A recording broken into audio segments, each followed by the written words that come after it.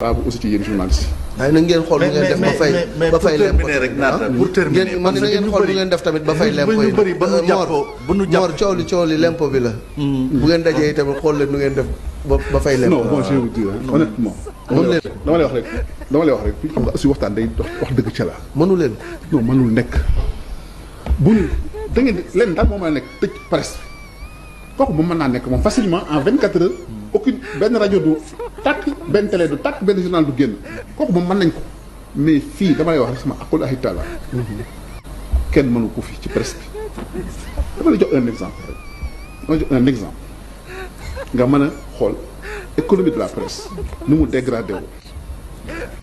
man ba may commencé le quotidien en 2003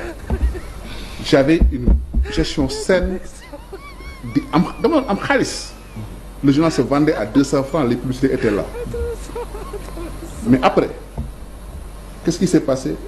kenn jëlatul journal pourquoi parce que les sites ont foisonné lecteur bi soxlaatul mu dem jëndi journal li mu soxla ci information dina ko am ci site bi ñu ni déedéet nga ñëw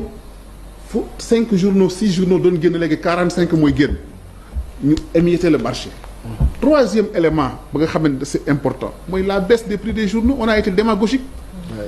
di jaayee journal 100 francs. nous on a revendiqué on a dit nañu réunion porter le prix à 200 francs ou 300 francs yu mu nekkoon y a qu'au Sénégal où le journal coûte 100 francs. Ça c'est vrai. boo demee Côte d'Ivoire c'est au Cameroun c'est 300 350 francs 400 francs Guinée gii le journal est plus cher en Guinée qu'au Sénégal c'est plus cher au Mali qu'au Sénégal. mais dafa amoon ñi nga xam ne dañu doon def dumping yaakaar ni que bu ñu ko defee ñeneen ñi dañu dee ñoom ñu dund. et je leur disais que du sotti. vous allez vous casser la gueule comme nous tous. 100 francs boobu dama lay jox exemple le journal nga jaayee 100 francs boo demee imprimerie bi en fonction du volume de tirage le tirage c'est entre 55 65 francs 70 francs ci volume bi. admettons nga jël moyenne bi 60 francs nga jaayee journal bi 100 francs fay imprimeur bi 60 francs distributeur bi nga fay ko 20% à 30% mu jël 30 francs 10 francs nga ciy dese yow imprimeur bi yow éditeur bi te invendu yaa koy jël kon yow dootoo ci am dara tu tires à perte léegi ma ñu ngi ciy mën a kii mooy publicité yi ngay am publicité yooyu boo dikkee par exemple ñu def rétention de la publicité état bi